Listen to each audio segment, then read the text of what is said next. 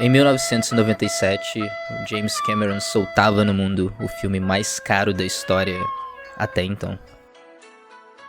Titanic tinha custado 200 milhões de dólares e eu já existia há tempo suficiente na Terra para entender que ele não era um filme qualquer. É a maior arrecadação da história do cinema. Só no Brasil, 6 milhões de pessoas já contribuíram com lágrimas e dinheiro para o sucesso do filme. E continuam contribuindo. Afinal, parece que essas filas ainda estão longe de terminar. Se você ainda não viu o Titanic, quer ver, mas está desanimado, é bom ir juntando forças para encarar as filas. Elas podem aumentar. O filme concorre em 14 categorias ao Oscar. Basta ganhar uma meia dúzia e pronto. O cinema vai emparelhar em tamanho com algumas das maiores filas da história, como a do banco, a do desemprego, dos aposentados que vão receber pensão, da Previdência, do pronto-socorro municipal. Se falava do Titanic como se fosse a maior obra do cinema de todos os tempos. O filme mais caro dos anos 80 tinha sido Rambo 3. E ali tu entendia onde conseguiram afundar 63 milhões de Ronald Reagans. Pingava tanta testosterona do bíceps do Stallone que esse filme podia ser exibido em clínicas de reposição hormonal.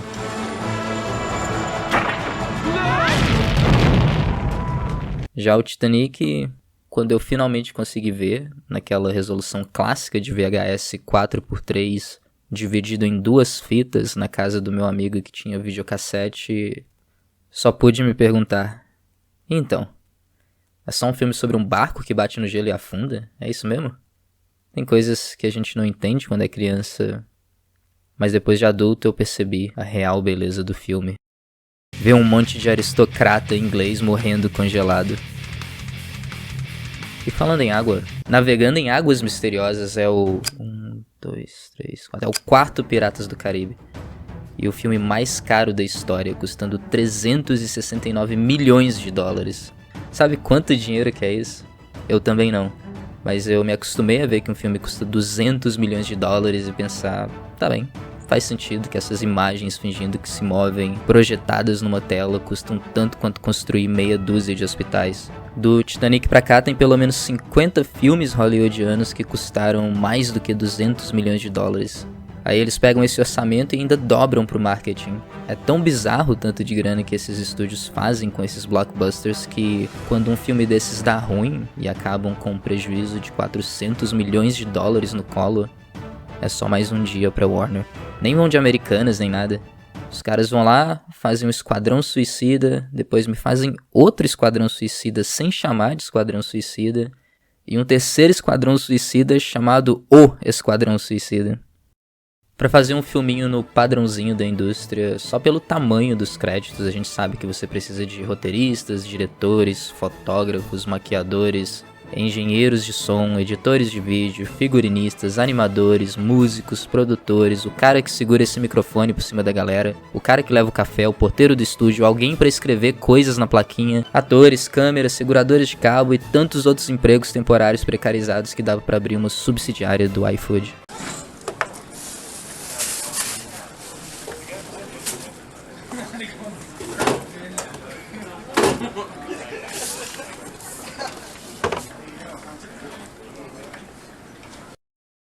Por outro lado, o Glauber Rocha disse que o cinema se faz com uma câmera na mão e uma ideia na cabeça. Glauber Rocha é bom ou ruim? Enquanto eu duvide que ele estava dizendo isso literalmente, o momento em que a gente vive provou o lema dele tanto quanto verdade quanto como mentira. A evidência para os dois é a mesma, as tantas produções amadoras que são enviadas para a internet todos os dias. Algumas viralizam e impressionam pela qualidade, outras pela falta dela. Como as novelinhas do Quai, onde tudo é ruim, a câmera, o áudio, os atores, o texto. Tão ruim que parece calculado para ser ruim. Cinema, se cinema significa contar uma história com áudio e vídeo, dá mesmo para fazer com pouco. Mas o resultado que se tem daí é o de algo feito com pouco. Um curtinha em que o Selton Mello explica pro seu Jorge que os filmes do Tarantino são um universo compartilhado, só precisa de um seu Jorge, de um Selton Mello e de um bar para eles trocarem ideia. Vai comer batatinha? Não, não quero batatinha. Uma batatinha, pega um olho aí. Eu sou adventista, não como batatinha sexta-feira. Já pra fazer um Rambo, você vai precisar de mais algumas coisinhas. Corrigindo para inflação, o Rambo 3 que tinha custado 63 milhões em 88 custaria 155 milhões hoje. Será que dá para fazer um filme de ação nessa pegada com helicópteros, explosões, intrigas, sequestros, helicópteros, tiroteios, kung fu, helicópteros, gangues, mafiosos, helicópteros e helicópteros, só com uma câmera na mão e uma ideia na cachola? O Nabuana Ig criou em 2005 a Wakaliwood, a sua própria Hollywood em uma quebrada na cidade de Kampala, lá na Uganda. E a Uganda é aquela história que se repete como farsa e tragédia, ex-colônia inglesa que cai na mão de um ditador sanguinário e é devastada por uma guerra civil. Nesse cenário, é difícil não imaginar que o cinema de ação dos anos 80 não teria um impacto diferente em um país marcado pela guerra. E algo que eu, o seu tio golpista com delírios de impedir um assalto na base da bala, e o Nabuana Ig temos em comum, é um fascínio por esses filmes. O lance é que o Nabuana Ig nem sequer via muitos filmes. Para ver filmes na Uganda dos anos 80 e 90, segundo ele, você tinha que ir a uns salões de exibição e por algum motivo o Ig era proibido de ir lá pelos pais. Então ele viu muitos desses filmes sem ver. Seus amigos e o seu irmão, que era menos obediente e ia nas exibições assim mesmo, contavam os filmes pra ele. E eu só consigo imaginar que isso potencializava o fascínio dele por esses filmes. Quantas vezes alguém não te contou um filme e você foi ver e achou bem pior do que o filme que tinham contado? Não existe limite de orçamento, efeito especial ruim ou imperfeições no filme que é projetado na sua imaginação. Outra coisa que separa o Ig do seu tio pistoleiro de fim de semana, do Stallone e de mim, é que o Ig realmente teve experiências com a guerra. Depois que o Idi Amin Dada, um dos mais sanguinários ditadores e autoproclamado rei da Escócia, finalmente caiu do cavalo, a Uganda sofreu com uma violenta guerra civil. Eu não vou entrar em detalhes sobre a guerra por motivos de desconheço o assunto e não quero falar merda, mas uma das imagens que mais fascinavam o Ig era o helicóptero, já que ele mesmo teve a oportunidade de ser perseguido por um em mais de uma ocasião. E aí, quando tu vê o filme que ele fez, é até curioso pensar se pro Ig as guerras dos filmes hollywoodianos não pareciam todas comédias perto dos horrores que a Uganda sofreu de verdade. E nessa hora, a forma como os filmes mudam a sua imagem da realidade cria efeitos curiosos. Como que você reage no meio da guerra quando vem um helicóptero pra cima de você? A escola do Ig e do irmão dele foram justamente os filmes de ação. E um dia, um helicóptero apareceu de verdade. O Ig e seu irmão não sabiam de muita coisa, mas sabiam que nos filmes, os personagens de ação sempre corriam na frente do helicóptero. E foi exatamente isso que eles fizeram. E com um misto das suas experiências, dos filmes que viu e das histórias sobre os filmes que não viu, o Ig fez o primeiro filme de ação da Uganda, o agora clássico Quem Matou o Capitão Alex. Who killed the Captain Alexei? The Ugandan first action-packed movie. Who killed the Captain Alexei? Oh no! Copa, copa!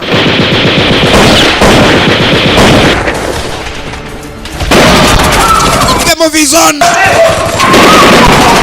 The movie's on! The movie's on!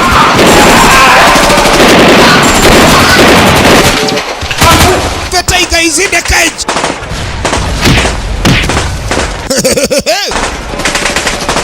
Hello! Super fighter! Action-packed movie! Warrior! Yeah! Expect the unexpectable! Mamma mia! Ow, ow, ow, ow! Shit! Watch this!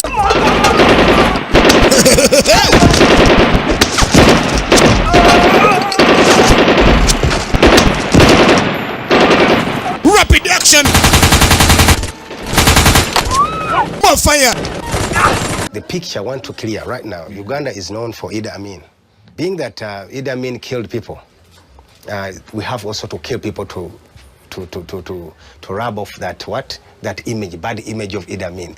You want to clear the picture of Ugandans killing people by making films of Ugandans killing people. Of course, yes, and I think we're going to succeed in that way.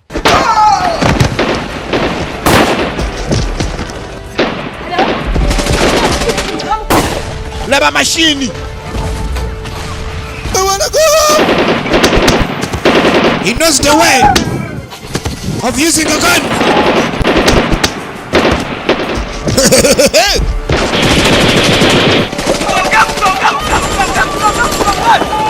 Commando.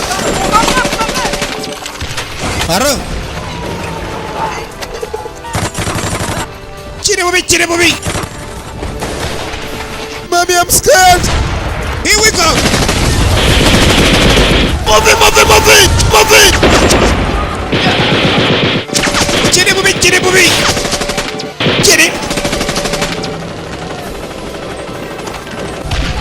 The panther meets the tiger. What's next?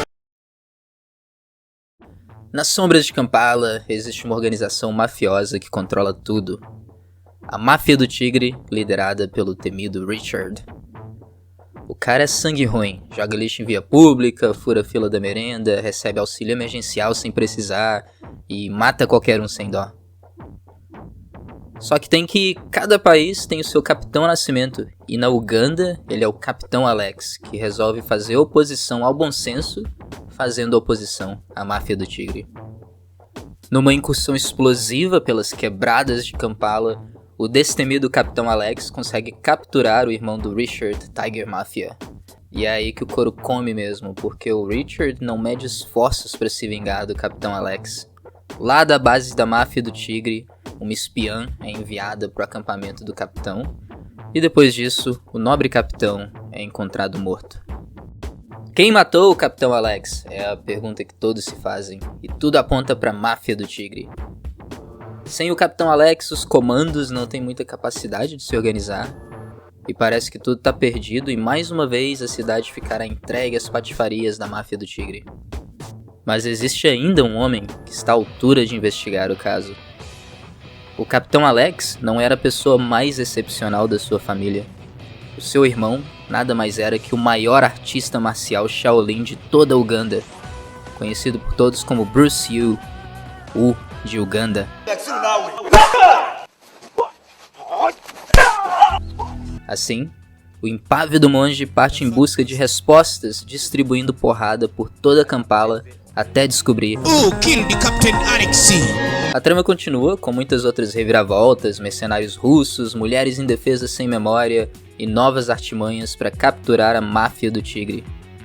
Mas no meio das cenas de ação, explosões e porradaria do Bruce Yu, é muito fácil deixar de prestar atenção na trama do filme, principalmente porque a única versão sobrevivente do filme é enfeitada por comentários de um video joker da Uganda que passa o filme todo zoando as cenas.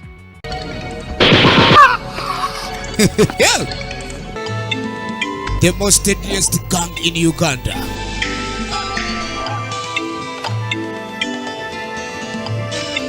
They walk slow, cause they think slow. Shh. He's holding a dangerous weapon. La la la la la la la la la. Wow, this music is good. Commando. Action is coming. I promise you. Everybody in Uganda knows Kung Fu. Even the mafias need to relax. Now a super Kung Fu master's here. Not him. Him. From Uganda and Shaolin Temple. A super master of Kung Fu. A super master of cooking. The new military commander. He fights drugs and uses drugs.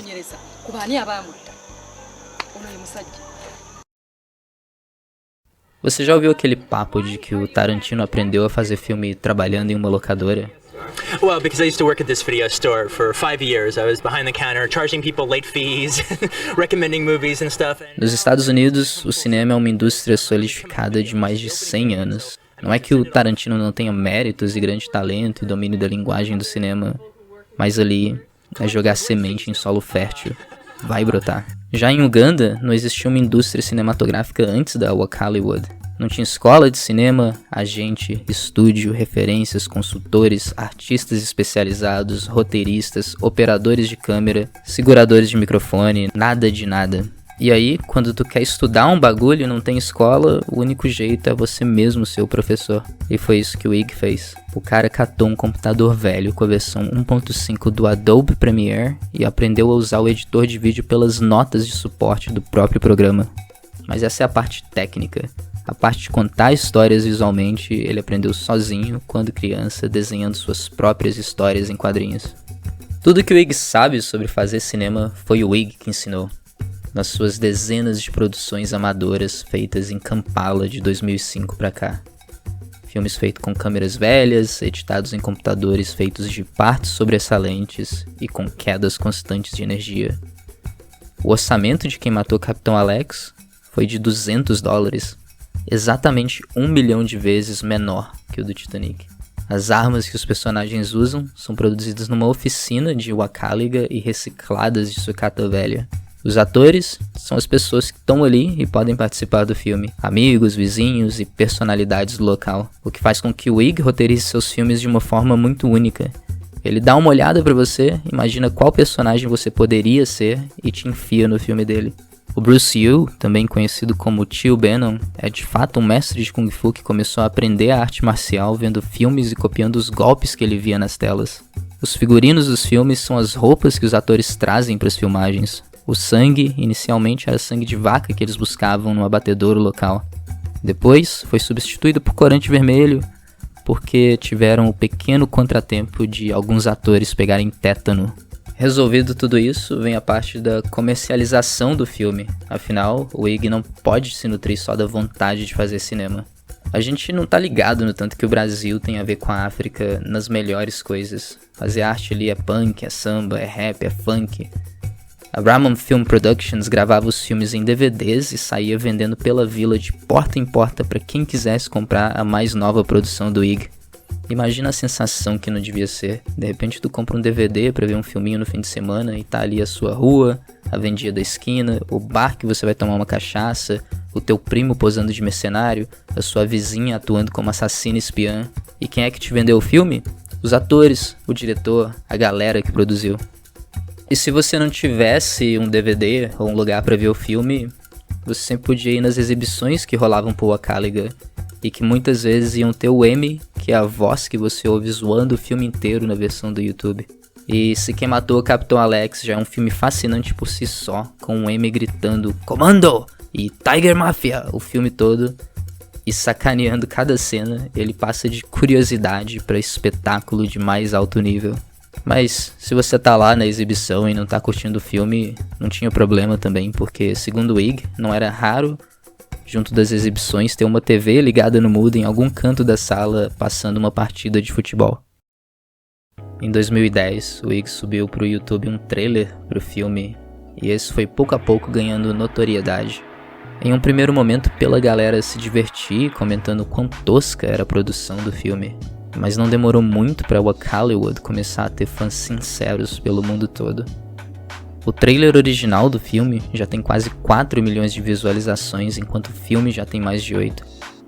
No site oficial da Wakaliwood você pode comprar cópias dos filmes, bordados personalizados e, se você tiver uma grana sobrando, até pôsteres espetaculares pintados à mão. A única forma de se assistir Quem Matou o Capitão Alex hoje é com o Video Joker M fazendo piadas e traduzindo pro inglês os diálogos. Você pode ver o filme completo no YouTube, legendado em inglês, e se você achou qualquer uma das cenas que viu aqui engraçadas, pode ter certeza que a Ramon Film Productions acha mais engraçado do que você. Infelizmente, eu acho que não teve nenhum herói que foi lá pra poder legendar o filme todo em português pra gente ainda. Mas, se você sabe algum inglês e quiser ir ver o filme, eu garanto que vai ser uma das experiências cinematográficas mais únicas da sua vida. Seja pela precariedade da produção, pela ingenuidade e comicidade da trama, pelas piadas hilárias do VJ enquanto narra, traduz ou explica o filme, ou só por saber, sem nenhum tipo de condescendência, que na periferia da periferia do mundo existe gente que se debate contra a ideia de que fazer cinema é só pra quem tem grana e de uma forma ou de outra vai lá e mete seu próprio filme. Eu não entendo nada de produção cinematográfica, mas eu acho que pouca gente na indústria deve ter trabalhado mais para fazer seus próprios filmes que a Ramon Productions, com seu orçamento de $200, seus cenários de guerra, que são muitas vezes cenários de guerra, suas edições feitas em computadores reciclados, props improvisados e muita vontade.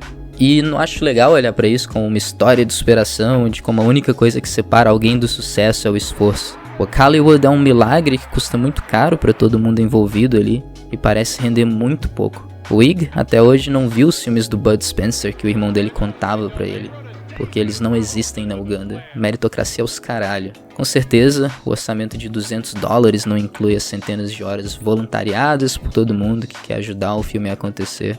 Todo mundo ali que quer estar em um filme e não só assistir. O ator que pegou tétano com sangue de vaca e quem quer colocar a sua aldeia no mapa. A cena mais famosa de quem matou o Capitão Alex é a do helicóptero explodindo prédios por aí. É engraçado pra caralho. Obviamente os caras não tinham um helicóptero pra filmar e aí meteram esse efeito especial.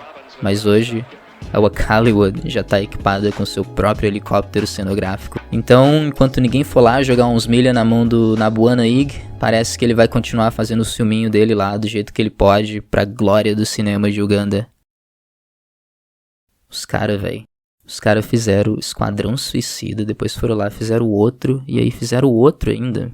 Os caras fizeram aquele filme bosta da Liga da Justiça, e aí fizeram o mesmo filme bosta de novo, só que com 4 horas. Carai, Hollywood, alguém joga 100 milha na mão do Ig. Se com duzentão ele fez esse filme magistralmente ruim, imagina o filme ruim que ele não vai conseguir fazer com 200 milhões. Here we go. Yeah, there comes the chopper. You like helicopters. Yeah, I like them. During 1985-86, we were chased by a chopper, me and my grandmother. We were chased by a chopper, I tell you. And me and my brother also were chased by a chopper. And we had to run. My brother, because he was very good at watching movies, he said, we have to run. We have to be behind the chopper. We might not be behind the chopper. Always have to be before, in front of it. So run. And the chopper was, maybe the guys in the chopper thought that they wanted to know more about what we were running about, and we had to run like that. And then we started, running in a circle like that. Yeah. So my brother said, "I've seen that in a movie. We have to do it." So, it was a war. It was a war zone by that time. You grew up in the Civil War. Yeah. So we also ran. The chopper had to chase us with me and my grandmother. I mean. We had to come back to pick some things at home when a chopper came, and then we had to run. Then grandmother said, "You run as fast as you can. Go back. Don't mind about me." I said, "No, I cannot leave you," and I had to wait. So I love choppers. I witnessed choppers. A chopper came at Lubaga Cathedral one day, and a man was holding a machine gun, and I saw him, and he said some words I never heard. But people say he was saying that you have to leave this place. But we never left that place. I also saw people saying that this plane is, why did I do it that way, crashing? Like it was crashing. No. The choppers of 1985 were, when they were sending missiles, they had to send them backwards. They passed by a building and then they sent backwards. It was not sending in front. So that's what I did. Because I witnessed that during 85 war. How old were you? I was, what I can say, I was something like 12 years. 12, around 12, 13.